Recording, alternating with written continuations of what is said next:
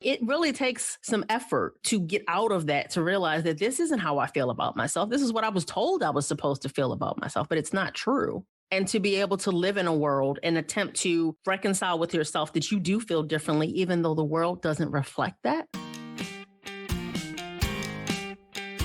Today's episode is sponsored by the Artist Incubator Mastermind. I'm already taking applications for 2021. If you're ready to take your current art business to the next level, I have spots available to work with me next year. Just go to schulmanart.com/biz, as in B-I-Z, to apply.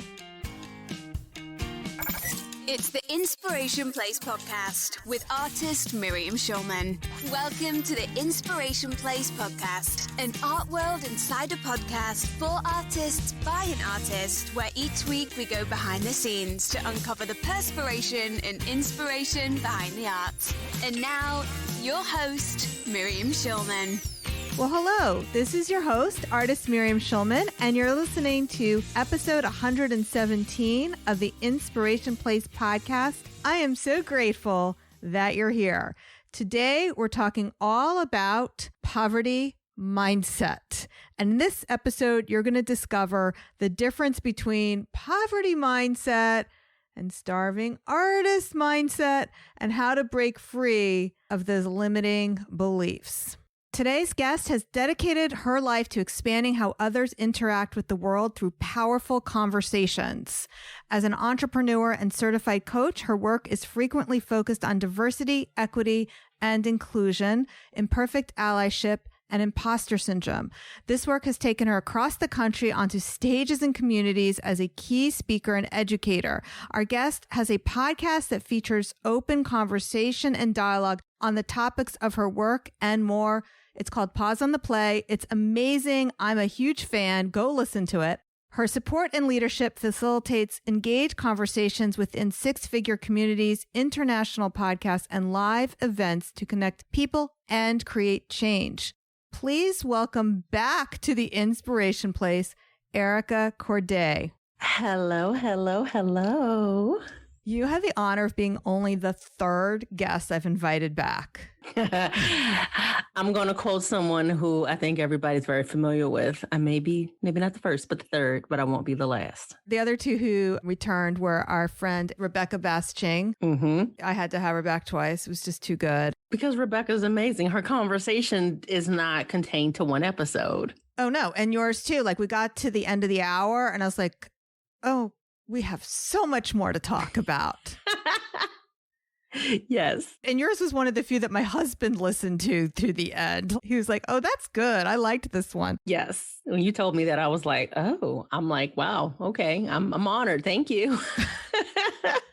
All right. So today, Erica, we are talking about poverty mindset, which is something, it's like artist mindset, but it's kind of next level. So could you make a definition for us before we dive in? From my point of view, part of it is, I think there's poverty mindset in the sense that there's this addiction to staying in it for some people. So there's this place of like, it's almost like the addiction to hustle culture. If I stay in this gives me something that I'm familiar with and I can stay tethered to it. And somehow or another, it keeps me from going forward, but I can kind of use it as an excuse or a roadblock. And some people can get stuck with that. But the other piece of it to me is this place of almost allowing who you are or how you are or something that's been passed down possibly limit you from what you can do, which you feel like is accessible to you. And that doesn't mean that it's all made up. But for some people, it can become an excuse and it can become something that's like, I can't because of this. And so where you'll hear some people that talk so much about mindset, and it may be part of it, but it really is a bigger conversation than that. And one of the examples that myself and India, my business partner, she's been here as well, have talked about is this piece of like, what happens if, from the example of a Black person, you're literally trying to charge something that you had family members that were bought and sold for less. And so it's hard to get past these things sometimes. It's a large concept. Wow. That's like the last part. I just had to like exhale a little bit. Yes. There was an artist recently in the New York Times Her last name is Self. I'm going with the last name because the first name I will botch. So she's an African-American woman. Her artwork is gorgeous. And she was talking, and her artwork is going for like incredible prices. Now we're talking 5-6 figures. And she was talking about how triggering it is to see her art, which is figurative, go on auction. Which is not what we're talking about today, but that just like brought that to mind, like that whole concept of, you know, she's saying that she's very triggered by that. What we're mostly talking about today, and I see this from a lot of artists. I did notice this more, which is why I wanted to bring you in, because I feel it is a delicate conversation for me to have without help, is I did see with clients who came to me, prospects of color, that it was like the next level of starving artist mindset. And the way I see it showing up for everybody, regardless of background, skin tone, it's really about increasing their capacity to allow abundance into their life. It's not so much different than somebody who maybe has identified themselves as heavy or overweight, and suddenly they lose weight. They have that difficulty having that capacity to be the thin person if they've always seen themselves in a certain way. And part of what I see with the poverty mindset is if they've always seen themselves as that kind of person who doesn't have a lot of money, it can be very difficult to charge prices and now be the person who does have money. I'm inviting you here to like correct me wherever you disagree, where I got that wrong, or just add to it. No, well, and it's okay. So it's not wrong. And I think that there's a number of pieces to it. Part of it, I think, is the fact that there is that capacity of how you see yourself. Can you receive it, but can you hold it? Can you maintain it? Like, do you have the capacity to keep it? It's just like when you hear people talk about people that won the lottery, and it's like you had all this money, but you couldn't keep all this money. You didn't know how to maintain it. And it's not even always about stewardship. It's about, are you in a place to where you can't unwittingly undo all of this because you just can't see yourself as this person. You can't wrap your brain around this other iteration of who you are. But I do think that there's this large part around, again, this capacity to receive and to hold. Because if you have somebody that, from the artist standpoint, money can sometimes, from my point of view and how I've always kind of processed that artist mindset, is that you're almost a sellout if you're charging money and you're receiving money. And the accolades and the praise comes from not wanting to sell out, not charging large amounts. And again, being addicted to the hustle of it. There is this kind of almost next level of it in the sense of, okay, you want more money, but can you charge more money? Can you receive that money when it shows up in your bank account? Can you be willing to understand that you have done what you needed to be worthy of it? And I think the worthiness is a big part of it when there's this subliminal and sometimes very overt conditioning that you're not worthy of this. You're not entitled to this. You don't deserve this. You can't have this. I don't give this to people like you, whatever people like you happens to be in that situation, because you don't know what to do with it. You're not smart enough. Just keep it simple and don't do these things. And when you go beyond that, you're pushing a status quo to do something that people like you aren't supposed to do. Again, whatever people like you means, whether it's a woman, whether it's a Black person, whether it's, an indigenous trans person, it's a queer person, whatever it is, you're not supposed to do this. And so where in you do you possibly have something ingrained that's going to try to prove that true unknowingly? What you believe becomes true for you because you're always going to look for evidence of why that's true. Right. And so to be able to get to a point to understand that the way that you were conditioned to view or to think about yourself is not based on your own sense of worth. It's based on somebody else's lack of self-worth or their need for you to be lesser than in order to validate their self-worth. And so you don't know that this isn't yours. Like, it really takes some effort to get out of that, to realize that this isn't how I feel about myself. This is what I was told I was supposed to feel about myself, but it's not true. And to be able to live in a world and attempt to reconcile with yourself that you do feel differently, even though the world doesn't reflect that, which is where I think that the poverty mindset can be very almost painful, because you're trying to change your own thought process. But the world is like, nope, no, we don't do that. This is what this is. And you're supposed to stay here. You're not supposed to do this. And there's so many things that fight against you when you try to. One of the ways that I help my artists see that they can make more money is to not just raise their prices, but paint bigger. And another way, Erica, I see these things that these conditionings start to play in, particularly with women, even more so minority women, is the idea that when you're painting something bigger, you're now taking up more space. Mm-hmm. Can we talk about that? Like why it's so hard to take up space and the messaging about like how we're supposed to stay small and stay quiet and behave? Because taking up space wasn't safe.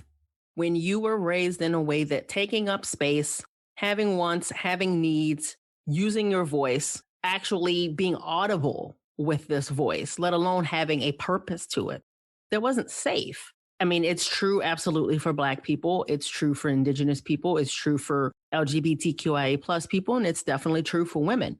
We were not taught that it was safe to have a voice. Having a voice could very well, in some cases, literally get you killed. It could cause physical pain. And that's before you even talk about spiritual, mental, or emotional harm and trauma that you could endure by having a voice. Taking up space means that you allow yourself to be visible. It means that you're allowing yourself to speak up and to not fade into the background and to not just go with whatever someone else says you're supposed to just simply nod your head to. When having a voice or taking up space or being vocal is something that was very often proven to not be safe, then it's very, again, difficult to undo that conditioning. And I always go back to animal cruelty, because unfortunately there are some people that have a better time envisioning these things through the sense of animals than they do humans. But if a dog is repeatedly kicked, at some point, it doesn't matter how much love and affection you want to give this dog. This dog has been used to being kicked. And so even with another owner, it takes a lot of time and work and effort and deconditioning to prove that it literally is safe to do these things that it was proven, before were unsafe.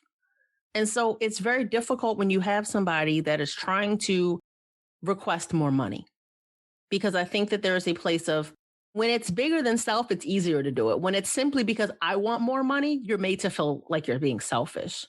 But it's okay to want nice things. It's okay to not want, like, I ate, but were you nourished? That's a different thing. It's one thing to be able to make it. It's another to thrive.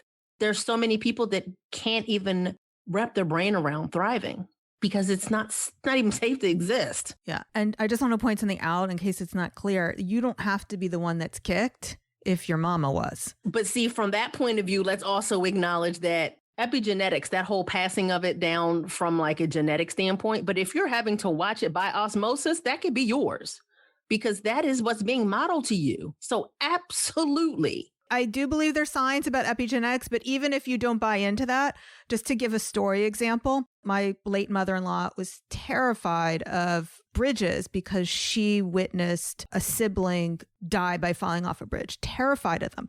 My husband is now terrified of bridges. Is it epigenetics, or is it because every time they went to a bridge, his mother like froze up and got anxious or started yelling? I don't even know what kind of behavior she had. I can only imagine because I remember what she was like. But if, your mother acted like a crazy person every time you were near a bridge, you're taught bridges are scary things. So conditioning. Exactly. Yes. So even if you reject that science of it, there is going to be a certain level of conditioning that is going to be passed down to you by crazy parenting or whatever, however that is showing up, because you had a parent or a sibling or somebody else who was kicked. And this is a point that I'm going to say, I won't call it crazy parenting, only because, and this is also part of my own work of trying to not use crazy from an ableist standpoint. Okay, to be compassionate to our parents. Well, my mother isn't crazy. Well, but that's the catch-22 right here, in that there are some of our parents that are what medically might get that, and I'm using air quotes here, term crazy in the sense that like there's true medical instability or some type of mental illness happening. And that's just the fact of how those things were not diagnosed or acknowledged. It was just, oh, deal with it. It's the sense of like there were legitimately things happening. And then there were these things that you're just like, oh my gosh, what is happening right now? And so there are things that in our head, we're just like, I don't want to be that thing. And yet there were legitimately mental illness and trauma type of things to be addressed that weren't addressed. Them going unaddressed just was another part of the problem. And so I do think that, yes, the conditioning that we received from people that had trauma or mental illness or mental instability or a shitty environment. My mother grew up during a time during civil rights to where, again, my grandmother could pass to get in places and her children could not.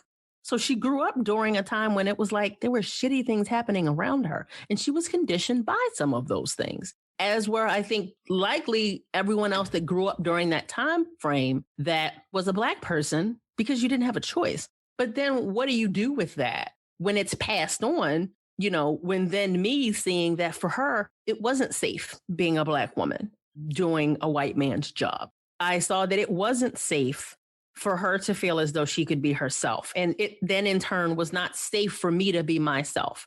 It wasn't safe for me to have wants. It wasn't safe for me to have needs. It wasn't safe for me to really ask for things. Not in a sense of how like, I can want more than just the basics. I can have a voice and be visible and ask for what I want.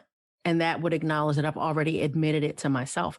That's not an easy thing. And if you grow up around the fact that you can't do those things, then you become an adult and you're supposed to do these things, and then you can't wrap your brain around it, then you have something that you're good at and you can't receive adequate compensation for it because you're wrong. Oh, do you think you're better than everyone else? What makes you think that you deserve to be paid this amount of money? What makes you think that you are entitled to be respected or acknowledged for this? You're not better than me. And so when you have that story playing in your mind, it can limit you. And you get addicted to this place of, I don't have, and yet I can't receive. It's not that they say, I don't feel that I can receive this. It usually is they are very married to a different story. Like they'll say something else like, well, I'm just starting out, or people don't pay that. I don't know anyone who's going to pay that for my art. They come up with these other stories and they're so married to these stories. Well, yes, because the stories become, well, nobody else is paying this. Well, who's going to pay this much for mine? Oh, I already had this on my website, like as if everyone else in the world has memorized our prices. Correct. Which, by the way, anyone who's listening, nobody knows what your prices are right now except for you. You can double it tomorrow and nobody's going to say, oh, why'd you double your prices? I promise you they will not know. Right. There's all these reasons why you can't, whether it's because you haven't been doing it long enough, you don't have enough education, you haven't sold enough already to now ask this, even though all of these things then require us to make this a moving target. We just change it to the next level. So it's not like, oh, I've sold 5 and now I'm good. No, then it becomes 10, then it becomes 12, then it becomes 15. You just keep sliding it in your head because there's no destination. And now you can go past it, which is the thing about it that makes it so bad. It's never a thing of like, I did it and now I can move beyond it. Nope. We are just so, I don't know. It's almost like, if I do this, what does that then mean about me? What's next? And I think sometimes there's this fear of, well, what happens when I receive that amount of money? Somebody paid me that. And then there's are you going to pay it again? Because there's the fear of I can't replicate it. So it's like, well, once I do that, then I have to keep a certain standard that I don't know that I can hold. But you don't know because you've never tried it. And so then we get stuck in the loop. Yeah, I also see this happening, though, when they do ask for that higher price, and let's say it's for a commission.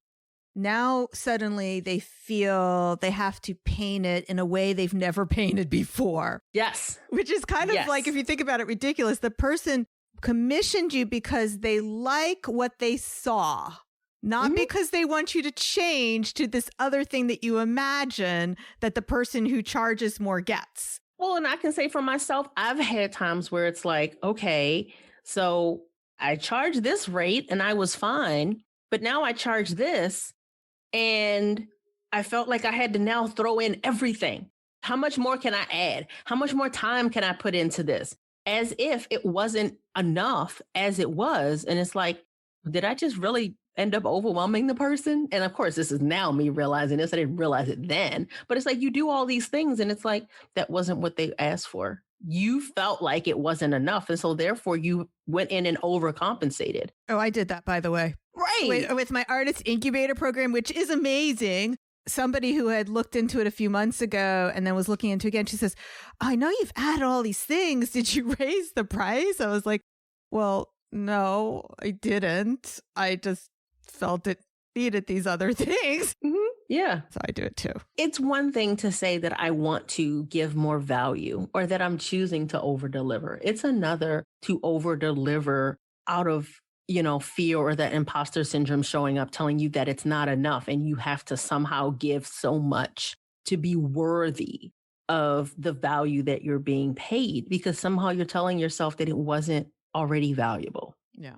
That's a different place. It is different. And I was thinking about before with the commissions is like artists who suddenly feel they have to paint better than they ever had. And now they're so stuck, they can't even do their commission because that pressure of like, well, my art isn't worth that. Well, yeah, it is clearly because that's why your customer agreed to pay you for your art and they know what your art looks like. And that's what they want. So, and what you said, I think was important there. Especially, I think this shows up in art, because if you think about it and you're looking at, oh, is this worth this value? I've seen things that are like a line on a piece of paper that'll go for millions of dollars. And then there's somebody that has like, I don't know, mixed media, and they have completely crafted this huge thing. And it's $100, whatever that is. And so value is such a contextual term. Who's deciding what that is? When you have this thought in your head of like, oh, this isn't worth it, or it's not valuable enough, or I haven't done enough. It's like, by whose standards? The thing, Erica, that most artists who come to work with me don't understand is they're the ones who get to decide how much their art is worth first. Correct. To be the person in charge of deciding what the value is of your efforts, of your talent, of your time, and having to say that this is what I am saying this is worth and this is what I expect you to pay, that's scary. That's scary. I will say, as a Black woman, to show up with something and to then tell, let's say, a white man, this is what I expect you to pay. The person who from a hierarchy, societal type of place happens to be at the top. I could allow myself to be in a place of like, well, what if he doesn't think it's as valuable? And I have to say, am I concerned whether or not he thinks it's as valuable? He can say yes or he can say no. But I've determined what I am tacking on as the exchange, of goods here, what this is going to be. But there's too much inner dialogue with ourselves of whether or not somebody else is going to be willing to do it, and you determining the outcome of the scenario before you've even decided to enter into it, and whether or not this is an energetic exchange that you feel good about. If you feel good about it, great. If you don't, that's a different conversation. But you also can't decide that this person is not going to be willing to pay it. You don't know that. You want to receive what they want to pay. I definitely see this, by the way, very much along gender lines. Like I had a male client. He had no problem saying, yeah, that's a $10,000 painting. Right. No problem. Right. I looked at it, I was like, are you sure? No, I didn't say that to him. It's like he's got them lining up in his studio. No, they're $10,000 paintings, Miriam, trust me. I was like, okay. But yeah, we are the ones who get to say so. Whereas I would have a female client with a painting the same exact size is like, you really think I can charge more than $500 for that? Not that much different. Like not like one guy was in a museum. Nothing. No, just their mindsets were completely different. And they were ready to own that number. The level of self-worth that you're willing to ask somebody else to compensate you for when it comes to this item. That doesn't mean that you yourself are worth that, because I think sometimes people will conflate that. But what are you asking to be compensated for this thing? And that's why, and you may know what it is. It was from, I want to say earlier this year, and it was like an art installation. and it was in New York, and it was like white man in my pocket. And she kind of almost had like a little figurine type of thing. And she would literally keep it in her pocket to remind herself of what the mediocre middle-aged white man would say, to like when she'd feel like, oh no, I can't do this. It's like, what would he say? What would he do? And it's like, no, I do know. And there's this reminder of like, if you could have just a tiny bit of that bravado, I'm willing to ask for it, because why the hell not? Part of it is like, yes, poking fun, but there's truth to that. There's a lot of truth to it. And there's something to be said about tapping into something that you don't feel like you have access to. But apparently this entire group of, men feel like they have all the access to it. It's all mine. Yeah, it's like using an alter ego to help you step into it. And which is a very powerful tool that a lot of successful people use. Like Beyonce has Sasha Fierce, just to name an example. I know there's a lot of NFL stars. Somebody who follows the NFL would know his name, but I cannot think of it. And he's like, oh, no, it's not me on the field. It's this other dude. Well, I think about like Tracy Ellis Ross, and she talked about her mom, and how, of course, when people talk about her mom, they talk about Diana Ross in a very specific way. And I remember on something, I think it was an interview with Oprah. It was like one of the, I think, Super Soul Sundays or something. And she specifically said, Diana Ross can't hold a candle to my mom. And so it's this like differentiator that the image is not the person. And so I think when you are selling a good or a service, it's sometimes helpful to remember that your worth is not directly tied to this. And if you're able to give yourself this otherworldly type of thing, like this isn't me as the individual, then it can help you to disengage from it so tightly. That's a very powerful tool, and I'm glad you brought that up. Hey, I'm so sorry to interrupt this juicy conversation, but I just wanted to remind you that I am taking applications for my Artist Incubator Mastermind program. If you're lacking a solid strategy or a winning mindset, and you're disappointed with your current art sales, I can help you. If you've been listening to this podcast and you found my tips helpful, then maybe it's time to take the next logical step and work with me on a deeper level. If you're ready to invest in your art career and join a dynamic community of artists who are doing the same thing, you can go to schulmanart.com/BIZ to apply now. More than just an enrollment call, we'll also discuss the steps you need to take to make 2021 a better year than this one. So go to schulmanart.com/BIZ. Now back to the show. So we talked about alter ego as a tool. What are some other tools that you recommend people use to break free from poverty mindset? I mean, one of the things that comes up to me first is like, if you know for a fact that, and it might seem like a very simple thing, but really being aware of what you want and what you need, income-wise, revenue for your business. Because let's say, for example, you need to bring home $10,000 a month, just for an easy number. Then you probably don't want to try to sell this really large amount of $100 items or $10 items. You know what I mean? So if you can literally just start by saying, what do I need to survive and then to thrive? I do think that there's something there to be able to kind of figure out, what do I need to receive? And being able to acknowledge, like, I don't want to work this hard to have to sell so many of something. Because you have no option but to tie together this amount plus, this dollar amount is going to get me how much? How much work are you really trying to put out here? So I think that that's a part of it. I think the other is sometimes having to, again, remind yourself that your worth is not the dollar amount that you charge, because it can be directly tied to a low number, which can make you feel a certain way, or it can be tied to a high number that even still is not about you. And so remembering that this is you providing a service. This is you creating a good. This is you doing something and you're receiving compensation. But you are not, in your audience's case, you're not your art. You are not your art. Like, look at yourself as the curator for your art. If you were somebody else and you were selling your art for you, what would you do? Would you sell it the same way as you would personally, having your emotional attachment to it? Take yourself out of it. Yeah. An art curator wants to get more because then that means, yes, you get yours, but they're going to get more. So it's kind of like, how can you do this in a way that you detach personally? I want to unpack some of the things that you said. So first of all, what Erica was talking about, I fully advocate. It is always, let's just say your income goal for the year was 100,000. It is always easier to sell 100 paintings for $1,000. It's easier to sell 50 paintings for $2,000 than it is to sell 1,000 paintings for $100 each. That's a lot of people to find to buy paintings. And it's never easier to do the more volume way. People like to fool themselves that they think that, if they will make more, if it's more accessible, and that's never the case.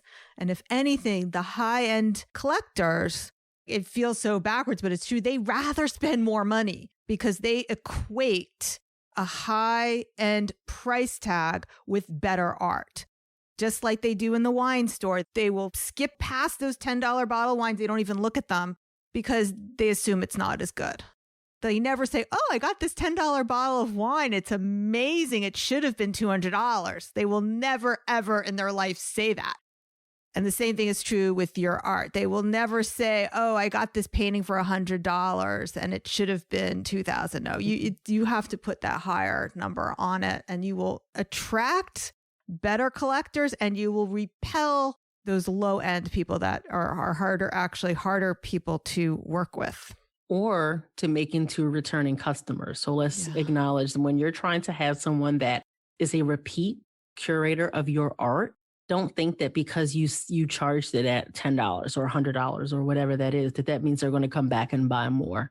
No, that's not necessarily the case. And also, it's not necessarily the case that once you double your prices, they won't buy it. I remember when I was painting pet portraits, and there was one time where I had too many. I said to my assistant, I'm not doing this anymore. Double all my prices. And I sold more that week than I had before. And one of the sales that I made was somebody who had bought it at half the price a year ago. And she didn't say, oh, you raised your prices. She didn't even notice. She didn't say a word. It was like, okay, I probably need to double it again. Absolutely. I feel like the big thing is just if you are at a place and you find yourself making something and you provide this to someone else and they provide you compensation and you don't feel good about it, you don't feel excited, or you don't feel energized, take some time and figure out why. Or if you're not able to provide it to other people, they're not buying it. It's important to question why. Because I think if you are not charging enough and maybe they aren't buying and you feel a certain way about it, there's something there to pay attention to see if maybe there's somehow in there you haven't allowed yourself to be able to charge more, to be able to charge what this is worth. So people just they're literally not seeing it. But if you're selling it and there's no accomplishment in it, there's no triumph in it, then there's a place to acknowledge that energetically, this didn't feel good. This exchange didn't work. And it can sometimes make you mentally or emotionally devalue your contribution and your talent. And the world deserves it. And so you don't want to allow yourself to stay in a place of diminishing that spark. And so it's important that when that comes up, pause and see what there is to pay attention to. What is there to acknowledge? What can be shifted? And how can this look and feel differently going forward? Again, art is something that nobody else is going to do it just the exact same way that you do it. And how is it that you can bring this to the world in a way that feels good to you and that can create a legacy that lasts way beyond any money that you received for it? And a large part of that is feeling in a way that you have embodied your art with something that goes way beyond what you paid. It goes with that energetic kind of aura that stays with it, that you believe that this is one of a kind and worth way more than anybody else can pay for it. Keep that in mind. Don't diminish the worth or the value of yourself or your art. I love that. That's so beautiful. And I just want to add one more thing to that before we call this conversation complete. If what we were saying today resonates with you in any way, and you're wondering, are my prices high enough? The way you know is if your prices feel comfortable to you, they're not high enough. Your prices need to feel uncomfortable. Okay, Erica is vigorously nodding her head, so I just feel there's something else that needs to be said. It is important to not allow yourself to stay complacent when you are creating, because creation does not come from stagnation. It does not come from comfort. It comes from you being in a place that you have stretched your capacity to receive, to convey, to articulate, to create. And so in order to really get the magic, it has to be from a place of asking yourself, what else is here? Really? Is that it? What else is there? Pull back those layers. Question yourself deeper. Really dig into what it is. Some of the most beautiful and impactful art that comes to mind for me did not come from complacency. And so why would charging complacency rates equate? Because you're not creating complacency art. So you have to make adjustments accordingly. Boom. That is where we're ending. All right, Erica, thank you so much for joining me here today. And I also want to give you a big thank you for all the work you've helped me through the last, 3-4 months, however long we've been working together. It definitely has pushed me into some of those uncomfortable places where I'm using my voice in ways I hadn't before.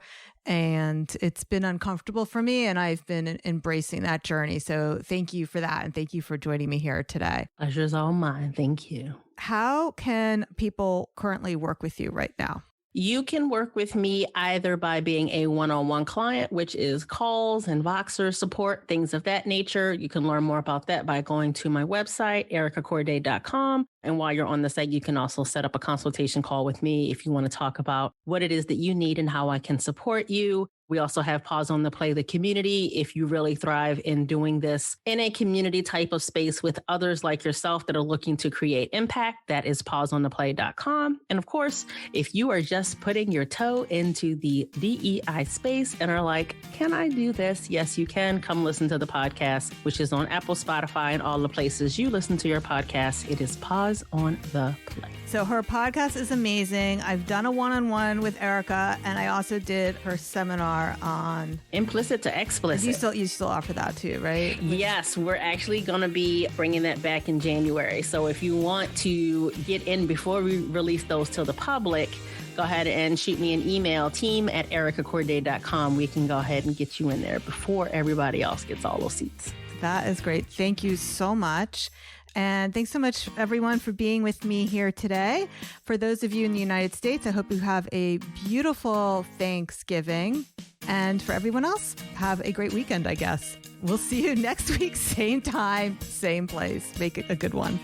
Thank you for listening to the Inspiration Place podcast. Connect with us on Facebook at facebook.com/SchulmanArt, on Instagram @SchulmanArt, and of course on schulmanart.com.